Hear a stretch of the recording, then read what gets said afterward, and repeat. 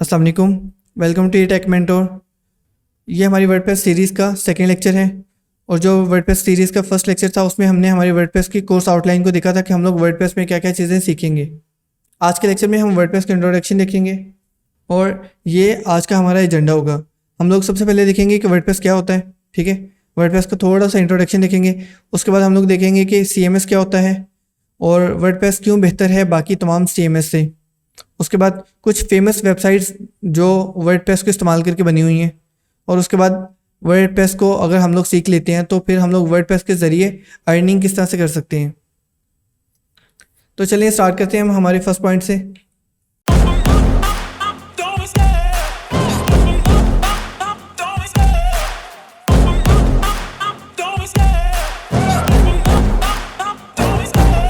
और हमारे first point है इंट्रोडक्शन टू वर्डप्रेस। अब देखिए, जैसे मैंने यहाँ पर लिखा हुआ है, WordPress is a free open source website creation platform, ठीक है। वर्डप्रेस क्या है? वर्डप्रेस एक ऐसा प्लेटफॉर्म है या एक ऐसा टूल है जो वेबसाइट्स को बनाने के काम आता है, ठीक है। सबसे पहले आप अपने माइंड में ये चीज़ रख लें कि वर्डप्रेस क्या है। वर्डप्रेस एक ऐसा टूल है या एक ऐसा सॉफ्टवेयर है या एक ऐसा प्लेटफॉर्म है जिसकी मदद से हम लोग वेबसाइट्स बनाते हैं। विदाउट कोडिंग हम लोग वेबसाइट्स बनाते हैं। इसके बैकएंड पे कोड ऑटोमेटिकली होता रहता है। हम लोग क्या करते हैं, हम लोग सिर्फ वेबसाइट्स को डिज़ाइन करते हैं। हमारे पास कुछ एलिमेंट्स होते हैं, कुछ इमेजेस होती हैं, कुछ और एलिमेंट्स होते हैं, कुछ टेक्स्ट होता है, कुछ हेडिंग्स होती हैं। हम लोग उनको इस्तेमाल करके हमारी वेबसाइट बिल्ड करते हैं, ठीक है। तो बैकएंड पे जो कोडिंग होती है ना, वो ऑटोमेटिकली हो रही होती है। ये है वर्डप्रेस, राइट। तो वर्डप्रेस क्या है? वर्डप्रेस फ्री है। फ्री का मतलब ये है कि आपको वर्डप्रेस में ना पे नहीं करना पड़ता, आपको ₹1 भी पे नहीं करना पड़ता। आप लोग इसे फ्री में इस्तेमाल कर सकते हैं। आप लोग वर्डप्रेस की ऑफिशियल साइट से जाकर फ्री में वर्डप्रेस को डाउनलोड कर सकते हैं और अपने लोकल होस्ट में इसको इंस्टॉल कर सकते हैं। इसी तरह से लाइव सर्वर के लिए भी वर्डप्रेस फ्री है, तो वहाँ पर भी आप लोग फ्री में इस्तेमाल कर सकते हैं। वहाँ पर भी आपको ₹1 भी पे नहीं करना पड़ता, right. Second, open source. Open source का मतलब क्या होता है? देखिए, ओपन सोर्स का मतलब होता है कि आप वर्डप्रेस के अंदर अपना कंट्रीब्यूशन कर सकते हैं। अगर आप एक प्रोग्रामर हैं, एक डेवलपर हैं और आपको लगता है कि वर्डप्रेस के अंदर ये एक फ़ीचर ऐड होना चाहिए, ये फ़ीचर वर्डप्रेस पे नहीं है, जो किसी प्लगइन से भी नहीं आता, ये फ़ीचर वर्डप्रेस में होना चाहिए, तो आप उसको कोड करके उसको उस पूरे फ़ीचर को डेवलप करके वर्डप्रेस कम्युनिटी को सबमिट करवा सकते हैं। तो वर्डप्रेस क्या करेंगे? वर्डप्रेस की जो कम्युनिटी है, वर्डप्रेस के जो डेवलपर्स हैं, वो उसको देखेंगे। उन्हें लगता है कि ये फ़ीचर अच्छा है, इसे अगर हम अपने वर्डप्रेस में ऐड करते हैं तो कोई भी सिक्योरिटी थ्रेट नहीं होगा, कोई भी इस तरह का इश्यूज़ नहीं होगा, तो वो अपने नेक्स्ट अपडेट के अंदर उसको ऐड कर लेंगे, राइट। इसका मतलब होता है ओपन सोर्स। और इसके साथ साथ लास्ट में हमने लिखा हुआ है वेबसाइट क्रिएशन प्लेटफॉर्म। अब इसका मतलब है कि वर्डप्रेस एक ऐसा टूल है, यानी एक ऐसा सॉफ्टवेयर है या एक ऐसा प्लेटफॉर्म है जो वेबसाइट्स बनाने के काम आता है, राइट। नेक्स्ट लाइन में हमने राइट किया हुआ है WordPress is a content management system. अब देखिए, कंटेंट मैनेजमेंट सिस्टम क्या होता है? हम लोग ना नेक्स्ट स्लाइड में इसको ज़रा ब्रीफली एक्सप्लेन करेंगे कि कंटेंट मैनेजमेंट सिस्टम होता क्या है, ओके। देन इसके आगे हमने लिखा हुआ है written in PHP that use a MySQL database. अब रिटन इन PHP का मतलब है कि ये एक PHP प्रोग्रामिंग लैंग्वेज के अंदर लिखा हुआ है, ठीक है। जो वर्डप्रेस है ना, वर्डप्रेस हमारा सॉफ्टवेयर है, ये एक PHP प्रोग्रामिंग लैंग्वेज के अंदर बना हुआ है, ठीक है। और ये इस्तेमाल करता है अपने साथ डेटाबेस को। अब इस लाइन को मैं थोड़ा सा एक्सप्लेन करता हूँ। सबसे पहले वो न्यूबीज़ या वो बिगनर्स जिन्हें नहीं पता कि प्रोग्रामिंग लैंग्वेज क्या होती है, तो मैं आपको बताऊँ। देखें, जैसे मैं आपके साथ एक लैंग्वेज के ज़रिए इंटरेक्ट कर रहा हूँ, ठीक है। अब मैं जो भी बोल रहा हूँ आपको समझ आ रही है। अब अगर मैं आपको कोई काम करने के लिए बोलता हूँ तो आप कर लेंगे, क्योंकि आपको मैं इंस्ट्रक्शंस जो भी दूंगा वो इंस्ट्रक्शंस आपको समझ आएंगी और उसके अकॉर्डिंग आप वो काम करेंगे, ठीक है।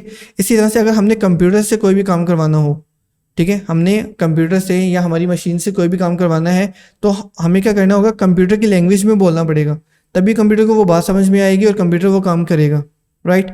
अब मसला ये है कि कंप्यूटर समझता है लो लेवल लैंग्वेज को, यानी बाइनरी लैंग्वेज 0101 की जो लैंग्वेज होती है। अब हमें वो लैंग्वेज आती नहीं है। अब कंप्यूटर को हमारी लैंग्वेज नहीं आती और हमें कंप्यूटर की लैंग्वेज नहीं आती, तो हम इस मसले का हल क्या है? अब इसको मैं थोड़ा सा एक एग्जांपल देता हूँ आपको। फॉर एग्जांपल, एक पर्शियन पर्सन है और एक रशियन है। अब रशियन वाले को पर्शियन नहीं आती और पर्शियन वाले को रशियन नहीं आती। अगर उन दोनों ने आपस में कम्युनिकेट करना है तो वो कैसे कम्युनिकेट करेंगे? उसके दो तरीक़ाकार हैं। एक तो पहला तरीक़ाकार ये है, वो दोनों किसी एक ऐसे बंदे को हायर करें जिसको रशियन भी आती हो और पर्शियन भी आती हो, ताकि वो दोनों की बातों को ट्रांसलेट कर सके, ठीक है। इस तरह से वो लोग कम्युनिकेट कर सकते हैं। और सेकंड वे ये है, अगर वो कोई ट्रांसलेटर नहीं रखते तो दूसरा तरीकाकार ये है कि फिर वो दोनों कोई एक तीसरी लैंग्वेज ऐसी सीखें जिसमें वो दोनों आपस में कम्युनिकेट कर सकें। जैसे इंग्लिश है, ठीक है, दोनों इंग्लिश सीख लें और इंग्लिश के अंदर दोनों आपस में कम्युनिकेट कर सकते हैं, ठीक है। इसी तरह से कंप्यूटर के अंदर ऐसा है कि हमें कंप्यूटर की लैंग्वेज नहीं आती और कंप्यूटर को हमारी लैंग्वेज नहीं आती, ठीक है। तो हम लोग क्या करते हैं, एक तीसरी ऐसी लैंग्वेज लेके आते हैं जो कंप्यूटर को भी आती है और हमें भी आती है। हम उस लैंग्वेज के अंदर इंस्ट्रक्शन लिख देते हैं, जो भी काम हमने कंप्यूटर से करवाना हो तो कंप्यूटर क्या करता है, उसको अंडरस्टैंड करता है और फिर उसके अकॉर्डिंग वही काम करता है जो काम हमने उसे करने के लिए बोला होता है, ठीक है। अब ये जो लैंग्वेज है ना तीसरी, ये है प्रोग्रामिंग लैंग्वेज। हम इस प्रोग्रामिंग लैंग्वेज के अंदर क्या करते हैं, ये हमें भी आती है, ये हाई लेवल लैंग्वेज होती है। इसके अंदर हम लोग कोड कर देते हैं, हम कंप्यूटर को बताते हैं कि उसने क्या काम करना है और फिर कंप्यूटर उस कोड को समझकर क्या करता है, उसके अकॉर्डिंग जो भी हमने उसको टास्क दिया होता है उसको परफॉर्म करता है। अब जो PHP है, PHP भी एक प्रोग्रामिंग लैंग्वेज है। अब जिस तरह से मैंने बोला वर्डप्रेस क्या है, देखिए वर्डप्रेस भी तो कंप्यूटर सॉफ्टवेयर है। वर्डप्रेस क्या है, एक कंप्यूटर सॉफ्टवेयर है। तो अब ये कंप्यूटर सॉफ्टवेयर भी तो किसी ना किसी कंप्यूटर लैंग्वेज के अंदर बना होगा ना, तो ये बना हुआ है कंप्यूटर लैंग्वेज के अंदर। अगर हमने वर्डप्रेस के अंदर भी कोई भी काम करना हो या वर्डप्रेस को भी हमने कोई कमांड देनी हो तो हम लोग किस चीज़ का इस्तेमाल करना पड़ेगा, हमें भी इस्तेमाल करना पड़ेगा एक प्रोग्रामिंग लैंग्वेज का, तभी तो वर्डप्रेस समझ पाएगा। लेकिन वर्डप्रेस को इस तरीके से डिज़ाइन किया गया है, इस तरीके से बनाया गया है कि आपको ज़रूरत नहीं पड़ती वर्डप्रेस में कोड करने की, ठीक है। आप लोग क्या करते हो, आप लोग सिंपली वर्डप्रेस के अंदर आप लोग डिज़ाइनिंग करते हो और बैकएंड पे कोडिंग ऑटोमेटिकली होती रहती है। लेकिन आपको ये पता होना चाहिए कि वर्डप्रेस भी एक प्रोग्रामिंग लैंग्वेज के अंदर बना हुआ है और वो प्रोग्रामिंग लैंग्वेज है PHP। आगे चल के हम लोग PHP को भी देखेंगे, राइट, ठीक है। अब दूसरी चीज़ है MySQL डेटाबेस। अब आप इस चीज़ को अपने माइंड में रख लो, जब भी मैं जिक्र करूँ MySQL का या डेटाबेस का तो आपने समझ जाना है कि ये एक ऐसी डिवाइस है जिसके अंदर हमारा डाटा स्टोर होता है। जैसे कंप्यूटर के अंदर हार्ड ड्राइव होगी या आपके मोबाइल के अंदर मेमोरी कार्ड हो गया, तो मेमोरी कार्ड क्या है, एक ऐसी स्टोरेज डिवाइस है जिसके अंदर डाटा स्टोर होता है। तो वर्डप्रेस भी क्या करता है, अपने साथ एक स्टोरेज डिवाइस रखता है ताकि वो यूज़र का डाटा उसके अंदर सेव कर सके, उसके अंदर स्टोर कर सके, ठीक है। तो जब भी मैं दोबारा जिक्र करूँ डेटाबेस का या MySQL का तो आपने समझ जाना है कि ये एक ऐसी स्टोरेज डिवाइस है जिसके अंदर हम लोग अपना डाटा स्टोर करेंगे वर्डप्रेस को यूज़ करते हुए। और लास्ट में लिखा हुआ है कि WordPress is the easiest and most powerful blogging and website builder in existence today. अब ये सबको पता है कि वर्डप्रेस जो है ना वो काफ़ी पावरफुल है और मोर देन 40% वर्ल्ड की जो वेबसाइट है ना वो वर्डप्रेस के अंदर ही बनी हुई है, ठीक है। तो आप इस चीज़ से आप लोग ना वर्डप्रेस की अहमियत का अंदाज़ा लगा लें कि वर्डप्रेस जो है ना वो कितना पॉपुलर है आज के दौर में, ठीक है। हर ब्लॉग साइट्स और बहुत सारी फेमस कंपनीज जो है ना वो वर्डप्रेस को इस्तेमाल करती हैं अपनी साइट को बिल्ड करने के लिए। और आप लोग भी अगर आपको वर्डप्रेस आ जाता है तो आप लोग क्या कर सकते हैं, 1 घंटे के अंदर एक बड़ी ज़बरदस्त किस्म की जो है ना वो वेबसाइट बना सकते हैं। अब ये तो था इंट्रोडक्शन वर्डप्रेस का।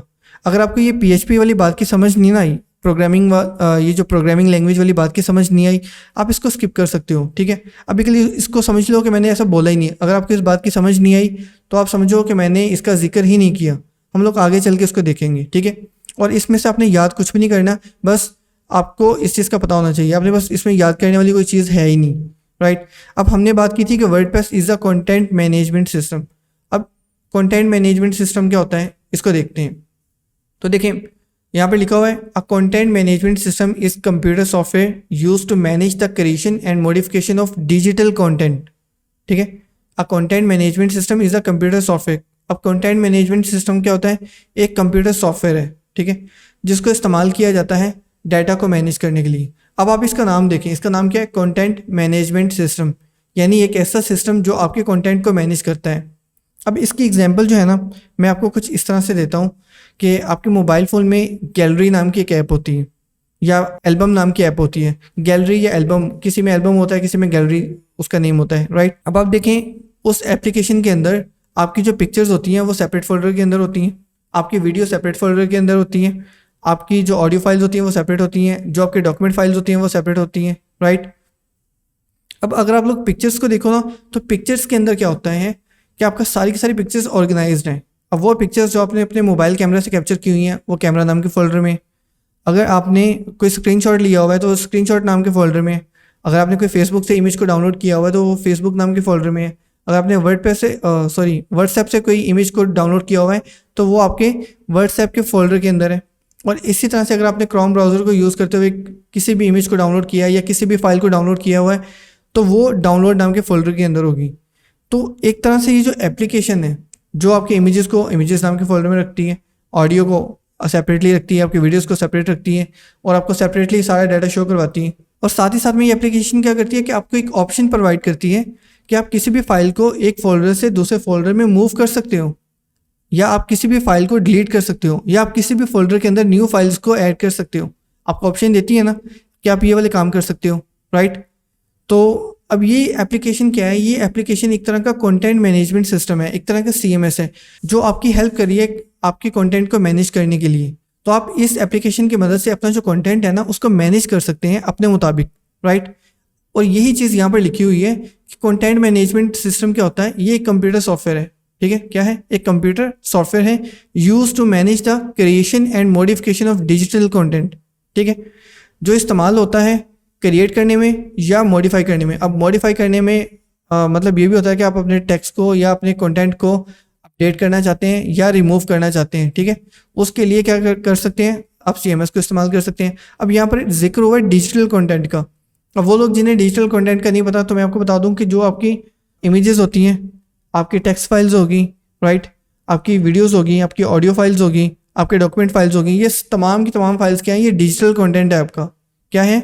आपका डिजिटल कंटेंट है। आपके कंप्यूटर के अंदर जितनी भी एप्लीकेशंस हैं, जितनी भी फाइल्स हैं, वो एक तरह से आपका डिजिटल कंटेंट है, राइट। इसी तरह से अगर आप लोग देखें, मैं आपको एग्जांपल देता हूँ MS वर्ड की। MS वर्ड में आपने कोई टेक्स्ट लिखा हुआ है, आपने इमेजेस ऐड की हुई हैं उसके अंदर, ठीक है। अब आप क्या कर सकते हो, वो जो MS वर्ड है वो आपके लिए आपका एक CMS है। कैसे? आप उसके अंदर जब चाहो कोई टेक्स्ट ऐड कर लो, अब जब चाहो किसी भी टेक्स्ट को रिमूव कर दो, अब जब चाहो उसके अंदर इमेजेस को आप चेंज कर सकते हो, आप लोग जब चाहो किसी भी इमेज को रिमूव कर सकते हो, किसी भी टेक्स्ट को रिमूव कर सकते हो, ठीक है। अब क्या कर रहे हो, आप कंटेंट को मैनेज कर रहे हो, और मैनेज करने में हेल्प कौन कर रहा है? MS word. तो MS वर्ड आपके लिए क्या हुआ? एक CMS हुआ। अब वो जो गैलरी नाम की ऐप है या एल्बम नाम की ऐप है, वो आपके लिए क्या है? एक CMS है, राइट। तो आपके कंप्यूटर के अंदर जो एक्सप्लोरर होता है आपका, ठीक है, यानी माई कंप्यूटर के अंदर आपकी ड्राइव्स होती हैं, ड्राइव्स के अंदर आपके फोल्डर एंड फाइल्स होते हैं। अब वो जो माई कंप्यूटर नाम का पूरा एक सॉफ्टवेयर है, ठीक है, वो जो उसको बोलते हैं विंडो एक्सप्लोरर। और वो जो विंडो एक्सप्लोरर है उसके अंदर डिफरेंट ऑप्शंस होते हैं। आप लोग क्या कर सकते हो, किसी भी दूसरे फोल्डर से डाटा उठा के वहाँ पे रख सकते हो। आप डाटा को डिलीट कर सकते हो, उसको रीनेम कर सकते हो, ठीक है। तो आप डाटा को क्या कर रहे हो? मैनेज कर रहे हो। तो वो जो विंडो एक्सप्लोरर है वो क्या है आपके लिए? एक CMS है, राइट। तो आई होप कि अब आपको समझ आ चुका होगा कि CMS क्या होता है और डिजिटल कंटेंट क्या होता है, राइट। अब हम लोग बात कर लेते हैं कि वर्डप्रेस को बोला गया है कि वर्डप्रेस एक CMS है, ठीक है। अब वर्डप्रेस के अंदर हम लोग क्या चीज़ें मैनेज करेंगे, कैसे मैनेज करेंगे?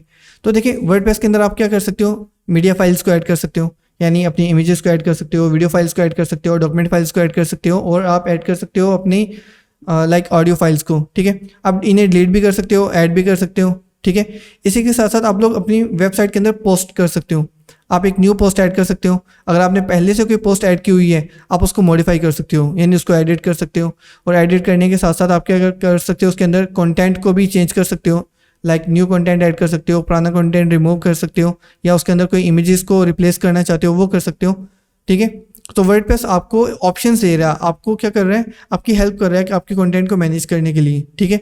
इसलिए वर्डप्रेस को बोला गया कि वर्डप्रेस एक कंटेंट मैनेजमेंट सिस्टम है, ठीक है, जो आपके कंटेंट को मैनेज करता है। वर्डप्रेस के अंदर आप क्या कर सकते हो, आप अपने वर्डप्रेस वेबसाइट का डिज़ाइन चेंज कर सकते हो। अब इसके लिए भी वर्डप्रेस जो है ना आपको हेल्प करता है, ठीक है। वर्डप्रेस ने आपको डिफरेंट ऑप्शंस दिए हुए हैं। वर्डप्रेस आपसे कहता है अगर आप ये पोस्ट है, अगर आप न्यू पोस्ट ऐड करनी है तो ऐड पोस्ट वाले बटन पे क्लिक करो। ये आपकी 10 पोस्टें हैं जो आपने की हुई हैं, इसमें से अगर आप कोई पोस्ट डिलीट करना चाहते हो तो उसके सामने डिलीट नाम का बटन बना हुआ है। इसमें से कोई पोस्ट ऐसी है जो आप चाहते हो कि आपकी वेबसाइट में रहे लेकिन आपके वेबसाइट के फ्रंट एंड पे शो ना हो, आपके वेबसाइट में ही हो लेकिन वो फ्रंट एंड पे शो ना हो किसी को भी, तो आप उसे ट्रैश कर सकते हैं, ठीक है।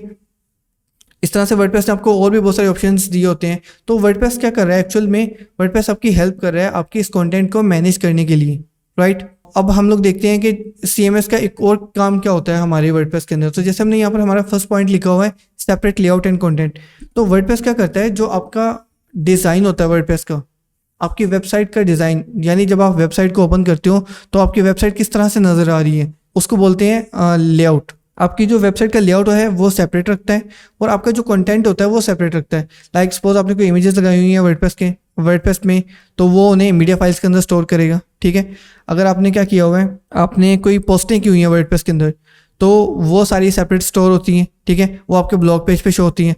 अब आप कहते हो कि मुझे जो लेआउट है ना मेरी वेबसाइट का वो पसंद नहीं है, मुझे लेआउट चेंज करना है लेकिन मेरा कंटेंट जो है ना वो मुझे दोबारा से ऐड ना करना पड़े, बल्कि ये जो कंटेंट है यही रहे, ठीक है। तो आप क्या कर सकते हो, सिर्फ विद अ सिंगल क्लिक आप अपनी वेबसाइट का जो लेआउट है वो चेंज कर सकते हो, ठीक है। और उससे आपका जो कंटेंट है, जो पहले से आपने पोस्टें की हुई हैं अपनी वेबसाइट में, वो डिलीट नहीं होगा।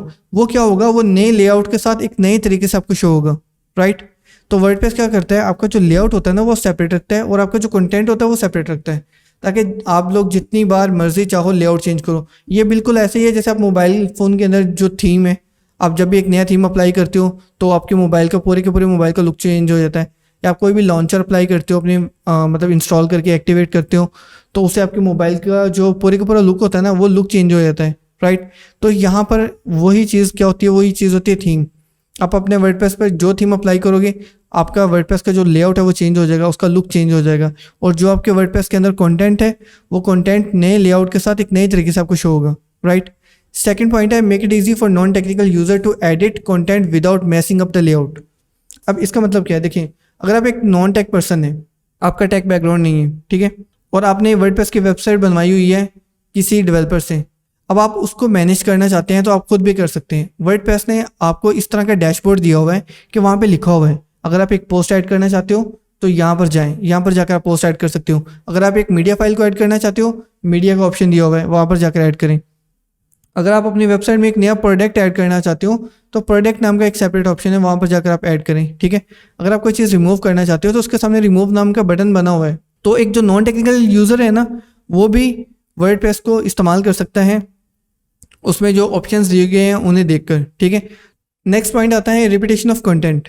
रिपीटेशन ऑफ कंटेंट का मतलब यह है कि वर्डप्रेस में आपने अगर एक इमेज को ऐड किया हुआ है, सपोज आपने एक इमेज को ऐड किया हुआ है और आप चाहते हैं कि वो इमेज आप होम पेज पर भी यूज़ करें, आप वही इमेज जो है ना आप अबाउट अस पेज पर भी ऐड करें, और वही इमेज आप ऐड करें कॉन्टैक्ट अस पेज के ऊपर भी। तो आपको 3 जगह पर अगर आप एक ही इमेज शो करवानी है तो आपको तीन बार सेपरेटली वो इमेज ऐड करने की ज़रूरत नहीं है।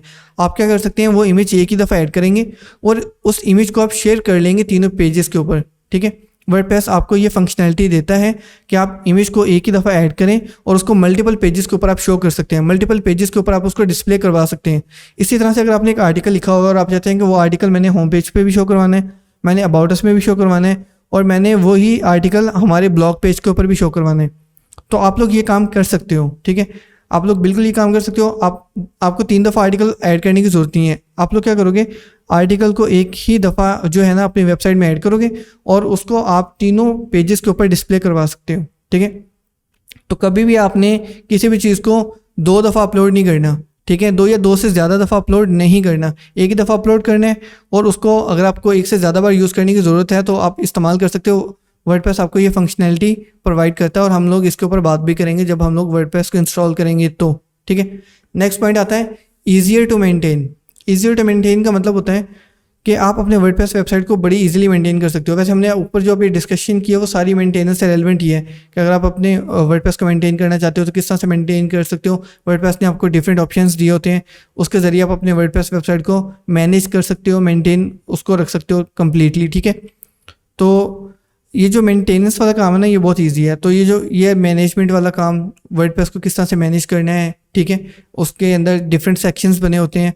पोस्ट का अलग होता है, पेजेस का अलग होता है, मेन्यूज़ का अलग होता है, थीम्स का अलग होता है, मीडिया फाइल्स का अलग होता है ऑप्शन, राइट। वर्डप्रेस सेटिंग्स का ऑप्शन सेपरेट होता है।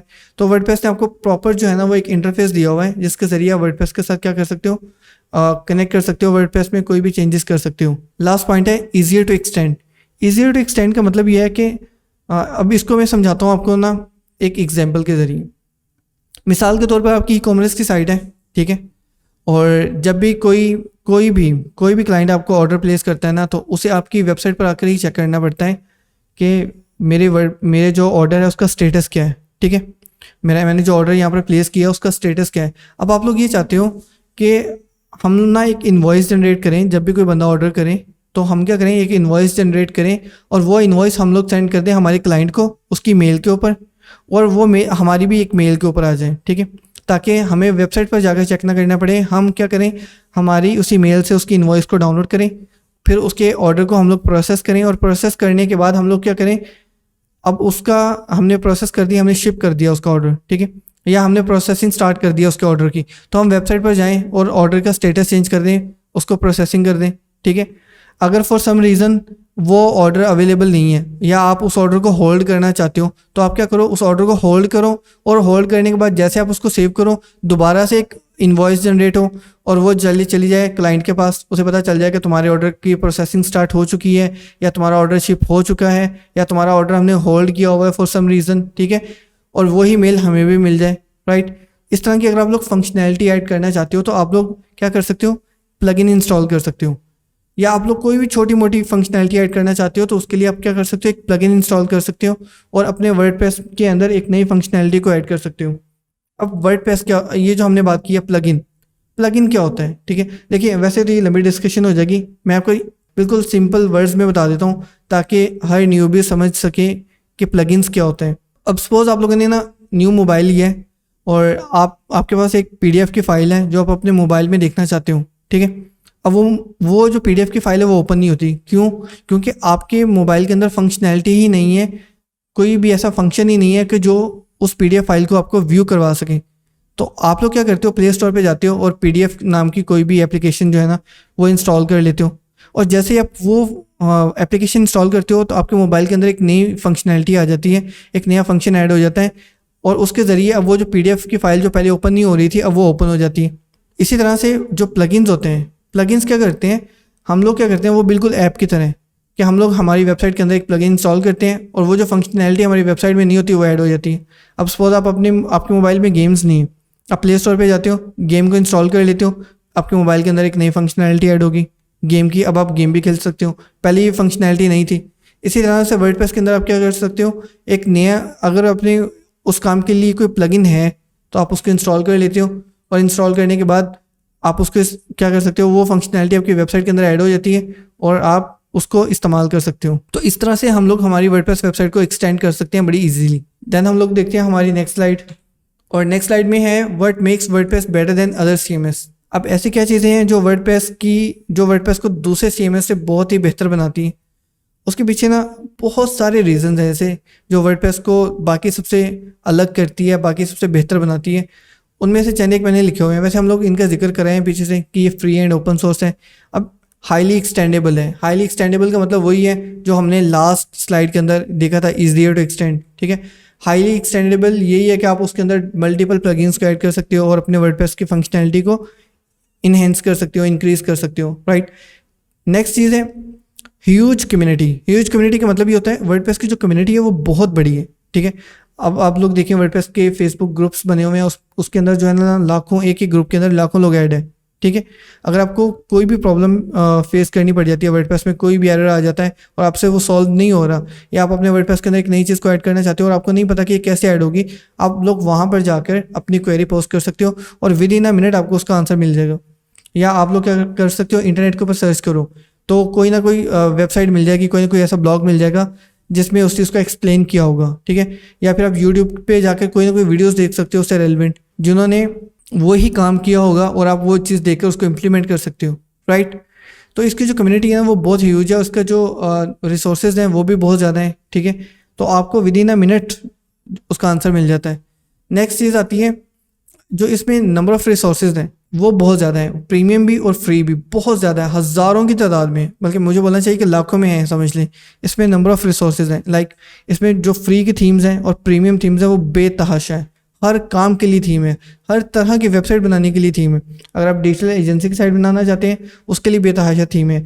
अगर आप लोग कोई मूवर्स एंड पैकर्स की साइट बनाना चाहते हैं उसके लिए थीम्स एंड प्लगइन्स अवेलेबल हैं। अगर आप ई-कॉमर्स की साइट्स बनाना चाहते हैं उसके लिए थीम अवेलेबल है। अगर आप लोग एफिलिएट मार्केटिंग करना चाहते हैं उसके लिए थीम है। अगर आप लोग कोई ब्लॉग साइट्स बनाना चाहते हैं उसके लिए थीम्स अवेलेबल हैं। तो हर तरह की वेबसाइट के लिए जो है ना थीम्स अवेलेबल है आपके पास। तो इस वजह से भी वर्डप्रेस बाकी सबसे बेहतर है, क्योंकि बाकी सब में इतने रिसोर्सेज नहीं है, उनमें लिमिटेड रिसोर्सेज है, ठीक है। तो जो वर्डप्रेस है इसमें जो रिसोर्सेज हैं वो अनलिमिटेड है, right. Next, security issue quickly diagnosed and patch quickly released, ठीक है। सिक्योरिटी इशूज़ क्या है? देखिए वर्डप्रेस जो कंपनी है ना, ये एक ऑटोमेटिक कंपनी है जो वर्डप्रेस को मैनेज कर रही है, राइट। तो इस कंपनी का कहना है कि वर्डप्रेस की जितनी भी सिक्योरिटीज़ है ना उसकी जिम्मेदारी हमारी है, अनटिल कि आप लोग कोई ऐसा नल्ड प्लगइन या थीम ना इस्तेमाल कर लो जिसकी वजह से आपकी वेबसाइट हैक हो जाए, ठीक है। तो आप लोग क्या करो, वो आपसे प्रॉमिस करते हैं कि जो वर्डप्रेस हमारी तरफ से आपकी वेबसाइट हैक नहीं होगी, हमने वर्डप्रेस को इतना सिक्योर किया हुआ है, ठीक है।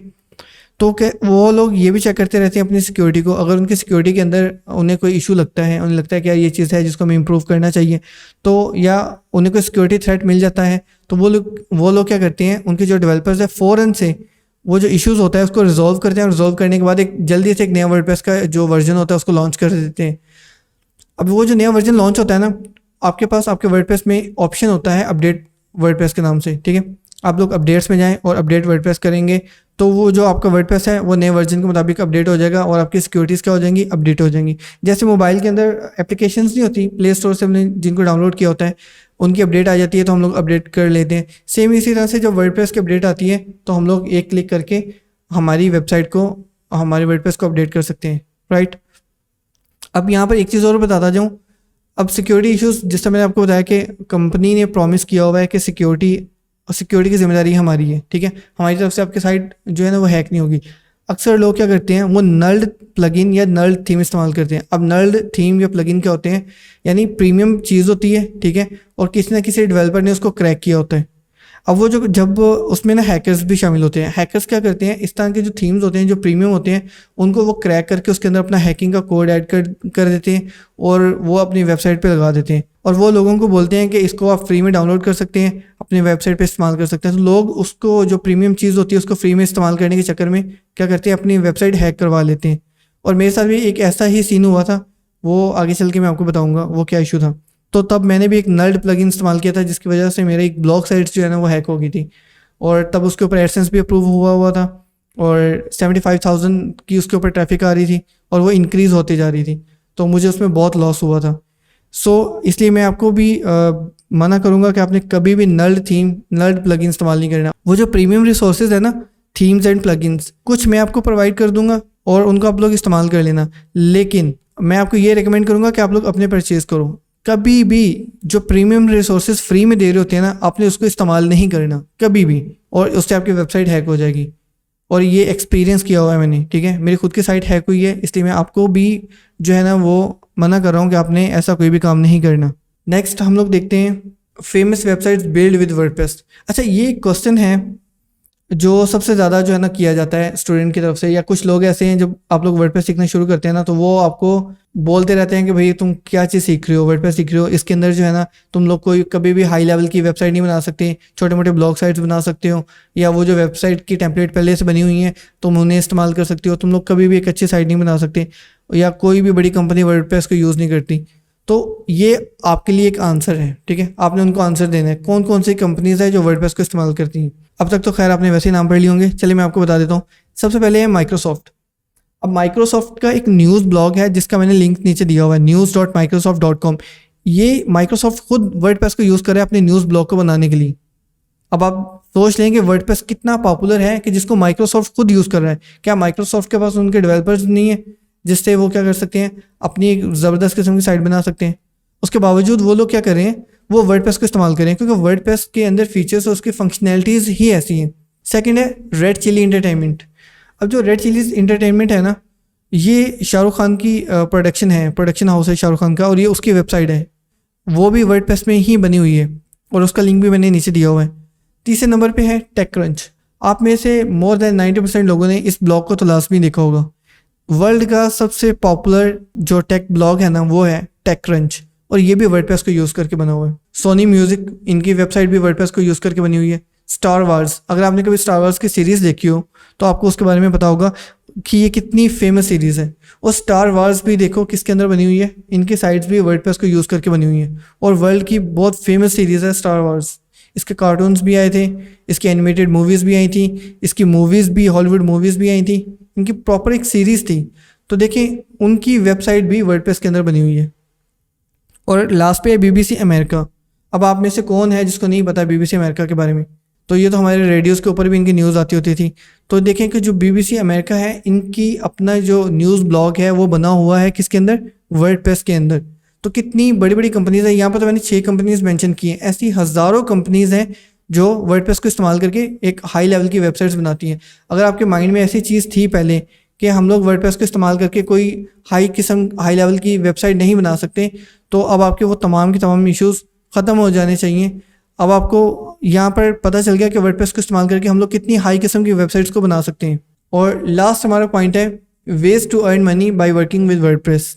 अगर हमने वर्डप्रेस सीख लिया है, ठीक है, अब हम लोग उससे अर्निंग कैसे कर सकते हैं और कितने सोर्सेज हैं वर्डप्रेस से अर्निंग करने के। अब यहाँ पर मैं आपको ना सारी चीज़ों के बारे में बताता हूँ। देखिए, जो सबसे पहला मेथड है हमारा अर्निंग करने का, वो ये है वर्डप्रेस को सीखने के बाद हम लोग अपनी एक ब्लॉग वेबसाइट बनाएं, उस पर हम लोग आर्टिकल पब्लिश करें और हम लोग उनकी करें एसईओ। जब हमारे पास ट्रैफिक आने लगे, हम लोग गूगल एड्स के पास जाएं और उन्हें बोलें कि आप हमारी वेबसाइट के लिए एड्स दें, हम उन्हें लगाते हैं और हमारे पास इतनी ह्यूज कम्युनिटी है। तो गूगल हमारी वेबसाइट को देखेगा, मॉनिटर करेगा और उसके बाद हमें अलाउ कर देगा और हमें वो बोल देगा कि ठीक है, ये एड्स हैं, आप ले जाओ अपनी वेबसाइट पे लगाओ और जितने ज़्यादा लोग इन एड्स को देखेंगे मैं आपको उतने ज़्यादा पैसे दूंगा।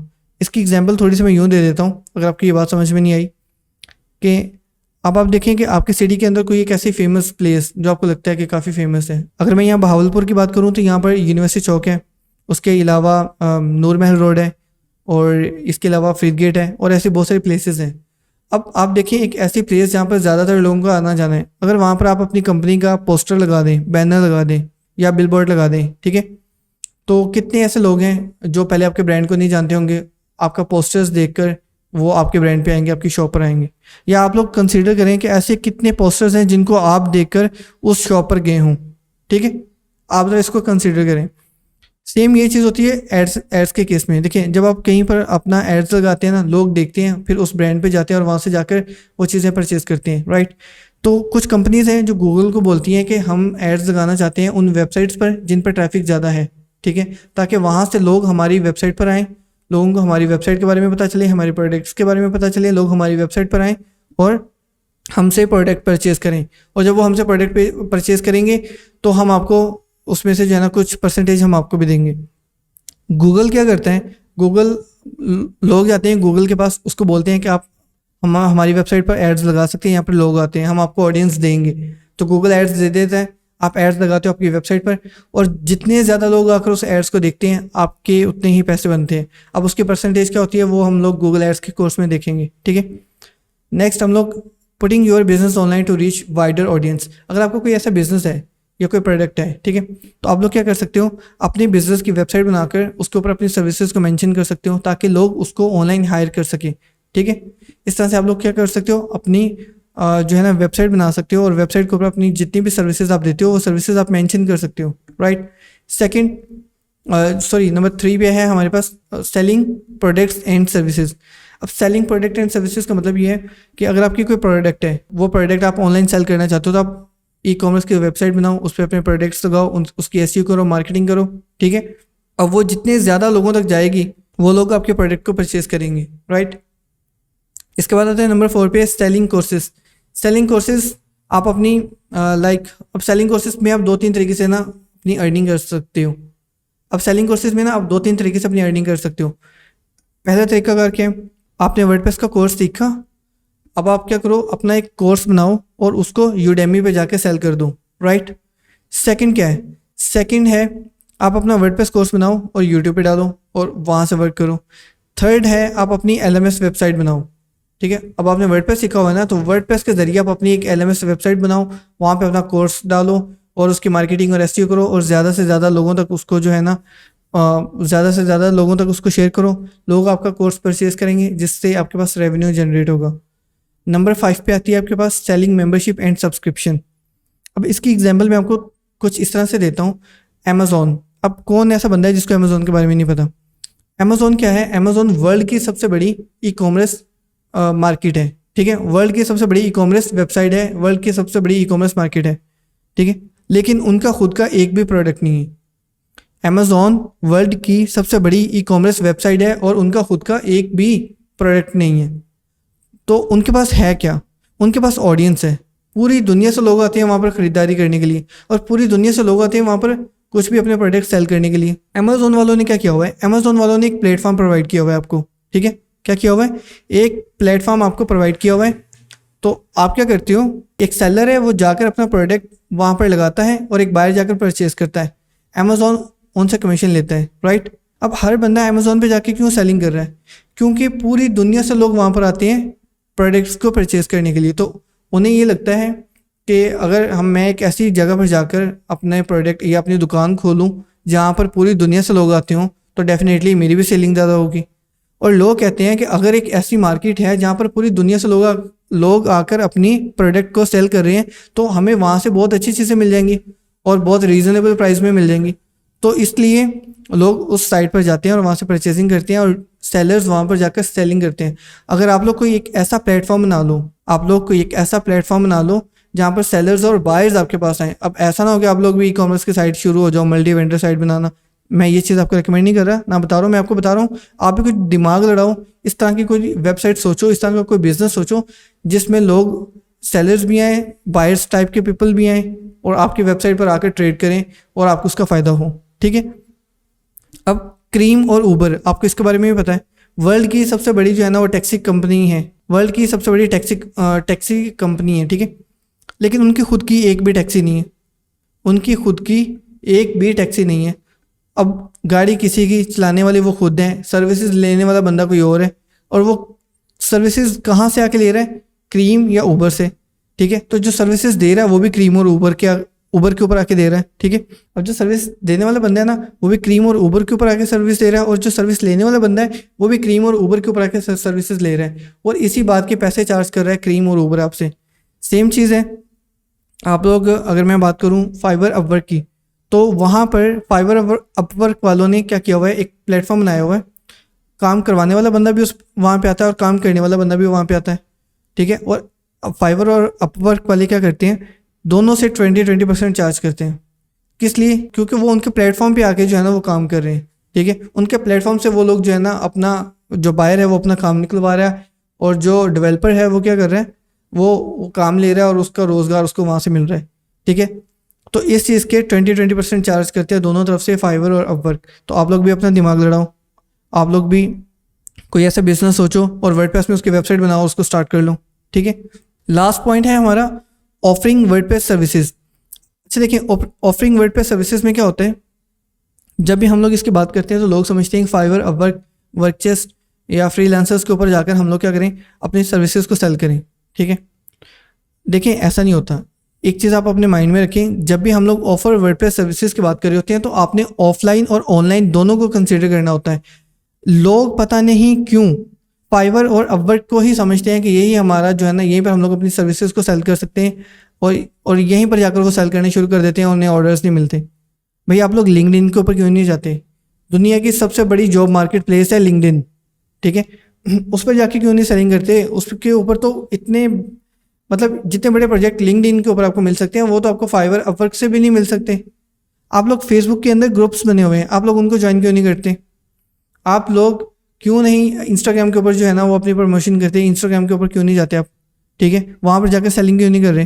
फेसबुक के ऊपर ग्रुप्स बने हुए हैं, वहाँ पर जाकर आप क्यों नहीं ट्राई करते? ठीक है। या आप लोग लिंक्डइन, मैंने आपको एक चीज़ बताई है लिंक्डइन, आप लोग लिंक्डइन को क्यों नहीं इस्तेमाल करते? अब ये तो हो गया आपके ऑनलाइन प्लेटफॉर्म। ठीक है। और ऑफलाइन प्लेटफॉर्म की बात कर लेते हैं। अब मैं बात कर लेता हूँ जी, सपोज आप अपनी सिटी के अंदर हैं आपके सिटी के अंदर कितने बड़े बड़े स्टोर्स और ब्रांड्स हैं, उनमें से कितने ऐसे हैं जिनकी अपनी खुद की वेबसाइट्स हैं? कितने ऐसे मेडिकल स्टोर्स हैं जिनकी अपनी खुद की वेबसाइट है? कितने ऐसे सुपर स्टोर्स हैं जिनकी अपनी खुद की वेबसाइट है? इनसे हटकर जो कपड़े का बिजनेस करते हैं, ठीक है, और या जो जूते का बिजनेस करते हैं, कितने ऐसे लोग हैं, कितने ऐसे बिजनेस हैं जिनकी अपनी खुद की वेबसाइट है? मोर देन 90 to 95% ऐसे बिजनेस होंगे आपकी सिटी के अंदर जिनकी खुद की वेबसाइट ही नहीं है। क्यों? क्योंकि कभी उन्हें अवेयरनेस ही नहीं हुई, किसी ने उन्हें बताया ही नहीं इस चीज़ के बारे में कि ऑनलाइन बिजनेस करने का कितना फ़ायदा है। वो सिर्फ एक सिटी में एक स्पेसिफिक जो जगह है ना वहीं उसी को टारगेट कर रहे हैं, उसी के अंदर वो बेचारे अपने प्रोडक्ट सेल कर रहे हैं, ना कोई बाहर से आता है लेने के लिए, और जो सिटी के लोग हैं वही उसे ले रहे होते हैं। तो आप उन्हें बताएं, जाकर उन्हें अवेयर करें, ठीक है, इस चीज़ के बारे में। पहले आप इस चीज़ पर अपनी प्रॉपर रिसर्च करें, ठीक है, फिर जाकर आप लोग उनसे बात करें, उन्हें बताएं, उन्हें ऑनलाइन बिजनेस का फ़ायदा बताएं, उन्हें बताएं आप लोग जो फिजिकल बिजनेस कर रहे हैं कितना सेल कर रहे हैं आप लोग, ठीक है।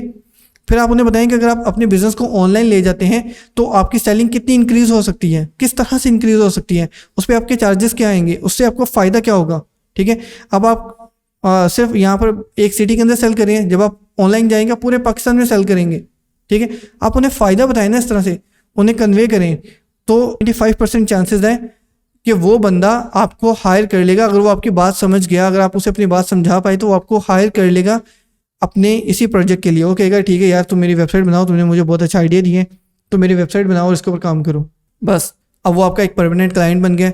अब वो मेन चीज़ थी ना सर श्याम सरवर ने अपने एक सेशन में बताई थी, कुकड़ फसाओ वाली। अगर आप लोगों ने वो वीडियोस नहीं देखी तो वो वीडियोस लाजमी देख लेना, वरना मैं उसका लिंक दे दूंगा अपनी डिस्क्रिप्शन में, उस वीडियोस को लाजमी देखना। उसमें सर ने बड़ी काम की चीज़ बोली थी कि आपने कुकड़ कैसे फंसाना है। ठीक है, अब आपने स्किल सीख लिया, काम सीख लिया, अब आपने क्या करना है, उस बंदे को आपने कन्विंस करना है, उसको बताना है, उसको बेनिफिट बताना है। अब ऐसा भी नहीं है कि आप लोग अपनी तरफ से छोड़ के उसको बता दो कि भाई तुम वेबसाइट बनवाओ, तुम्हारा 10 लाख का बिजनेस हो जाएगा, और बाद में वो बेचारा पैसे भी लगाए और उसको हासिल हसूल भी कुछ ना हो। ऐसा काम नहीं करना। आपने प्रॉपर रिसर्च करनी है और पूरी ईमानदारी और मेहनत से काम करना है कि आपको भी फ़ायदा हो और उस बंदे को भी फ़ायदा हो। ठीक है, तब आपके काम सीखने का भी फ़ायदा है और आपके काम करने का भी फ़ायदा है। ठीक है, चंद पैसों के लिए किसी को धोखा मत देना। ठीक है, लाजमी, और कोशिश करना है कि आप उस बंदे का ज़्यादा से ज़्यादा फ़ायदा हो सके और उसको आप अवेयर करो। इस तरह से आप अपने सिटीज़ के अंदर जो आपके मेडिकल स्टोर्स हो गए, या आपके जो शूज़ के ब्रांड्स हो गए, क्लॉथ्स के ब्रांड्स हो गए, ठीक है, ये जो सुपर स्टोर्स होते हैं, इन्हें सॉफ्टवेयर चाहिए होते हैं, इन्हें वेबसाइट्स चाहिए होती हैं। आप इनसे जाकर बात करें, ठीक है, इनको समझाएं, इनको अवेयरनेस करें, और इनमें से काफ़ी सारे लोग आपको हायर करेंगे। आपको यकीन करें को 2-3 क्लाइंट भी मिल गए ना, आपकी ज़िंदगी बन गई है समझ लो। फिर आपको ज़रूरत ही नहीं है कहीं और जाने की। वही क्लाइंट आपको इतना काम देंगे, वो आपके परमानेंट क्लाइंट बन जाएंगे, आपको मंथली बेसिस पे रख लेंगे। राइट, तो लोकल मार्केट को आपने कभी भी नहीं भूलना, ये जो ऑफलाइन होती है। ठीक है, लोग हमेशा ऑनलाइन जाते हैं, अपने सिटी के अंदर कभी भी नहीं देखते कि यहाँ पर इतनी अपॉर्चुनिटीज़ हैं, हम इनको भी ग्रैब कर सकते हैं। तो आई होप कि आप इस बात को समझ चुके होंगे, और फर्दर हम लोग इसके ऊपर एक पूरे के पूरे एक डेडिकेटेड सेशन रखेंगे जिसमें हम लोग सीखेंगे कि हम लोग ये काम कैसे कर सकते हैं। और लास्ट में आपको एक चीज़ बतानी है, प्लीज़ इस चीज़ का जिक्र मुझसे मत किया करें, मुझे ये चीज़ मत बोला करें कि अपनी वीडियो की जो ड्यूरेशन होती है वो कम रखा करें। देखें, मेरी कोशिश ये होती है कि मैं जितना कुछ नॉलेज मेरे पास है, जितना कुछ मैं जानता हूँ, वो सब चीज़ें मैं आप तक कन्वे करूँ, आपको बताऊँ, ताकि आप उससे फ़ायदा हासिल कर सको। राइट, मेरी ये पूरी कोशिश होती है, और उसके लिए अब कोई लिमिटेशन नहीं होती कि वीडियो 5 मिनट की हो, 10 मिनट की हो, 20 मिनट की हो। राइट, तो अगर हम लोग लाइव सेशन करते तो वो तो 2-2, 3-3 घंटे का लाइव सेशन होने थे। आप लोग मेरे चैनल पे देखो, मैंने 2 लाइव सेशन दिए हुए हैं, एक घंटे से ऊपर है और एक 3 घंटे का है। अगर हम लोग लाइव सेशन करते तो वो तो इतने लंबे लंबे होने थे, तो फिर तो आपने बिल्कुल भी नहीं देखनी थी वीडियोस। और आप अपनी वीडियोस लाजमी पूरी देखा करें, और उसके बाद अगर आपको कोई चीज़ समझ नहीं आती है तो आप क्वेश्चन किया करें। लास्ट वीडियो में भी ऐसा हुआ था कि वो पूरी वीडियो किसी ने देखी नहीं है, और आकर सेम क्वेश्चन जो है ना वो मुझसे पूछ रहे थे या ग्रुप के अंदर पूछ रहे थे। तो काइंडली वीडियोज़ को पूरा देखा करें। ठीक है, और अगर आपको ये वीडियो पसंद आती है तो आप इसे अपने दोस्तों के साथ शेयर करें, ताकि ज़्यादा से ज़्यादा लोगों को इसका फ़ायदा हो और लोग सीख सकें। ठीक है, नेक्स्ट, अगर आपका इस लेक्चर से रेलिवेंट या लास्ट लेक्चर से रेलिवेंट कोई भी क्वेश्चन है, कोई भी क्वेरी है, तो आप कमेंट सेक्शन के अंदर पोस्ट करें, और या आप ग्रुप के अंदर भी पोस्ट कर सकते हैं या मुझे भी टेक्स्ट कर सकते हैं। लिंक सारे डिस्क्रिप्शन के अंदर हैं। आई होप कि आपको ये लेक्चर पसंद आया होगा। मिलते हैं नेक्स्ट लेक्चर में। अल्लाह हाफिज़।